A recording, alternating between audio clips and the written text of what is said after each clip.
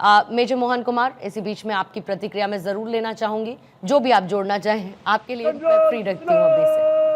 देखिए पूर्णिमा, जब भी आप ये सेलिब्रेशन देखते हैं, जब भी आप अपने प्रधानमंत्री को देखते हैं और इस तरह का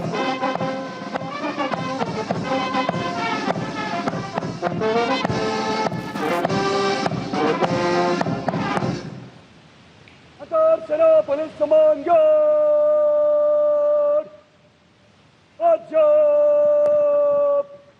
तो ये यहाँ पर हमारी तीनों सेना खड़ी हुई हैं, जो सलामी के अभी जो सलामी देने आ रहे हैं वो हमारे एयरफोर्स से हैं। उसके पीछे तीनों सेना खड़ी हैं, आर्मी, नेवी, एयरफोर्स और दिल्ली पुलिस भी है साथ में। तो ये सब एक कितना भव्य आज देखने लायक नज़ारा है, जो आज ये बिल्कुल पूरे देश को मंत्रमुग्ध कर रहा है।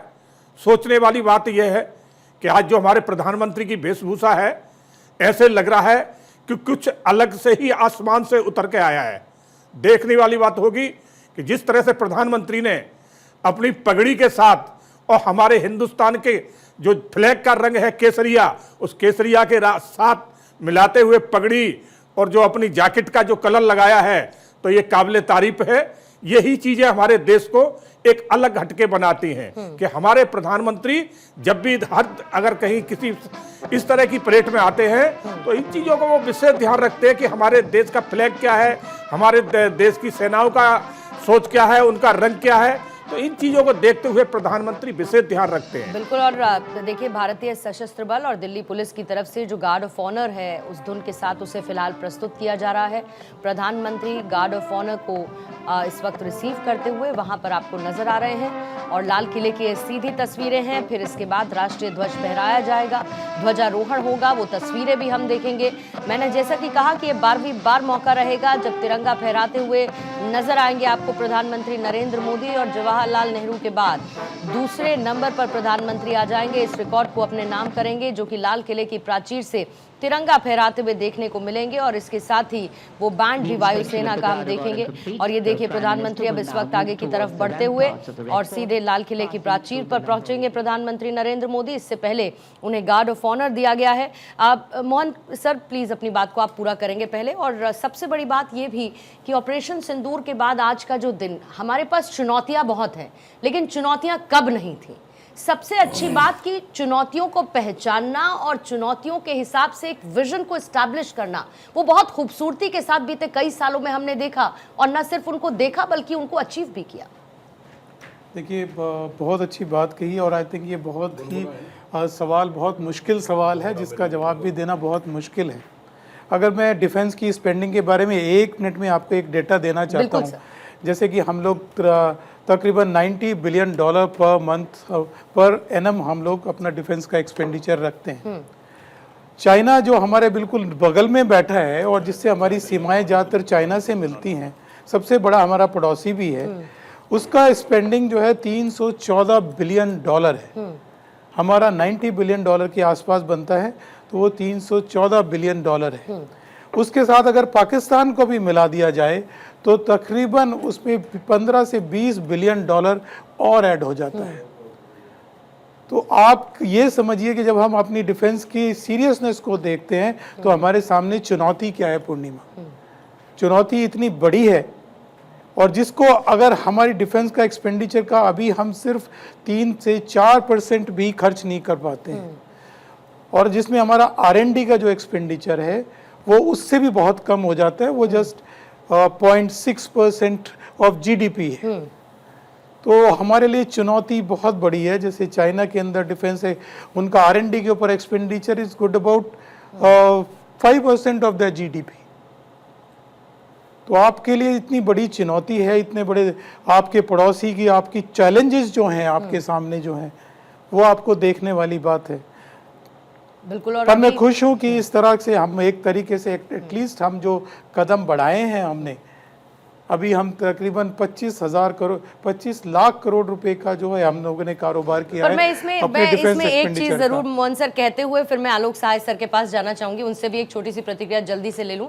ये कहते हुए कि जब सब लोग बहुत तेजी के साथ दौड़ रहे थे तब हम शायद उठना सीख रहे थे, और हमने उठने के साथ सीखा, और उसके बाद जिस तेजी के साथ हमने चलना शुरू किया, और आसमान बाकी है, उम्मीदों का जहान बाकी है, और जाहिर है हमें आगे बढ़ते रहना है। आलोक सहाय साहब, एक क्विक रिएक्शन सर आपसे, क्योंकि आपसे थोड़ी देर बाद, बस 3 मिनट और 35 सेकंड, लाल किले पर ध्वजारोहण की तस्वीरें लाइव हमें देखने को मिलेंगी। आलोक सहाय साहब जी देखिए, फ्लाइंग ऑफिसर रचिका शर्मा जो है वो प्रधानमंत्री को साथ में वो जाएंगी झंडे के नीचे, जहां झंडा फहराया जाएगा अब से बस कुछ ही मिनटों में, और फिर 21 गन की तोपों की सलामी दी जाएगी, 21 तोपों की, जो कि हमारा 1721 जो इंडिजिनस फील्ड बैटरी है उसके द्वारा 105 mm के तोप के गोले होते हैं, उससे 21 तोप दागे जाएंगे और राष्ट्रीय ध्वज फहराया जाएगा। आपने जो बात की हम कहां खड़े हैं चीन और पाकिस्तान के मुकाबले में, वो बात सही है, लेकिन हमें यह भी देखना पड़ेगा कि 2000 सन के बनिस्बत अगर हम आज की तुलना में देखें, सिर्फ 25 सालों में हमने 90% सर्च किया है, डेवलपमेंट किया है डिफेंस प्रोडक्शन में। आज हमारा डिफेंस प्रोडक्शन जो है वो 1,50,590 करोड़ का है, जो कि 90% जंप है। सिर्फ पिछले साल से ही हमने करीब 14-18% का जंप लिया है। तो हमारा आत्मनिर्भर भारत की ओर जो हम जिस तेजी से बढ़ रहे हैं, जिस तेजी से हम नए नए वेपन्स का डेवलपमेंट कर रहे हैं रिसर्च एंड डेवलपमेंट के द्वारा, और जिस तेजी से DRDO और विभिन्न भारतीय संस्थाएं आगे आई हैं, भारत बहुत जल्दी ही एक विश्व शक्ति होगा। जी हाँ, आलोक सहाय साहब रोकूंगी, और साथ ही जी आलोक सहाय साहब आ रही हूं, और देखिए अभी सलामी ले रहे हैं। जी बोलिए आलोक सहाय साहब, तस्वीरों को अगर आप साथ में जोड़ना चाहें प्लीज। जी, ये गार्ड ऑफ ऑनर है, इस बार एयरफोर्स को दिया गया है। ऑपरेशन सिंदूर में एयरफोर्स की महत्वपूर्ण भूमिका को साथ में नजर देखते हुए, और ये भारतीय तीनों सेनाएं, आर्मी, एयरफोर्स, नेवी की 24 टुकड़ियां होंगी, और एक दिल्ली पुलिस की भी एक 24 की टुकड़ी है। टोटल 96 लोग के ये गार्ड ऑफ ऑनर दे रहे हैं प्रधानमंत्री श्री नरेंद्र मोदी जी को, और गार्ड ऑफ ऑनर लेने के बाद प्रधानमंत्री झंडोत्तोलन के लिए आगे जाएंगे, जहां पर फ्लाइंग ऑफिसर रचिका शर्मा उनकी सहायता करेंगी, और तब झंडोत्तोलन होगा और राष्ट्रगान होगा। जी हाँ, बिल्कुल सर। और इस बार विनोद दत्ता साहब जल्दी से, क्योंकि 2 MI-17 हेलीकॉप्टर भी आज आसमान में नजर आएंगे, एक तरफ जहां पर तिरंगा नजर आएगा और दूसरी तरफ ऑपरेशन सिंदूर का ध्वज लेकर उड़ान भरेगा दूसरा MI-17। शानदार नजारा आज आसमान से भी नए भारत की बुलंद तस्वीर दत्ता साहब दिखेगी। बिल्कुल, देखिए जो नए भारत की तस्वीर है वो बहुत आ रही है। मैं यहाँ पे ये भी बताना चाहूंगा कि भारत जो है अपनी वेपन शक्ति के साथ साथ में जो अपनी जो इकोनॉमी है वो भी बढ़ा रहा है। 4th लार्जेस्ट इकोनॉमी बढ़ गई है हमारी, जो आज की तारीख में हम हैं। और जैसे कि अभी कहा गया, बजट अभी $80 बिलियन के करीब है, जो कि 1.9% है हमारी GDP का, और इसको बढ़ा करके 3% की जो एक प्रपोजल चल रहा है, उससे हम बहुत और शक्तिशाली बढ़ जाएंगे। और जो हमारी सेना है, खास करके जो थल सेना के अंदर में जो अभी ब्रिगेड बन रही है, जिसको रुद्रा ब्रिगेड कहते हैं, वो बहुत ही एक फ्यूचर की एक ब्रिगेड है, जो बहुत फ्यूरियस है, बहुत क्विक है। और इस तरह से जो रिफॉर्मेशन हो रहे हैं उसको देखते हुए भारत जो है, और जो हमने इंफ्रास्ट्रक्चर क्रिएट किया है, करीब जो टनल बनाई है जिससे मूवमेंट जो बहुत स्विफ्ट हो जाएंगी बॉर्डर पर फौजों के जाने के लिए, जो ब्रिज बनाए हैं, जो रोड बनाई हैं, तो ये सब कुछ देखते हुए, और जो वाइब्रेंट विलेज बनाए हैं। दत्ता साहब एक बार ऑडियो में आपसे कंफर्म करना चाहूंगी। दत्ता साहब, मेरी आवाज है ना आप तक?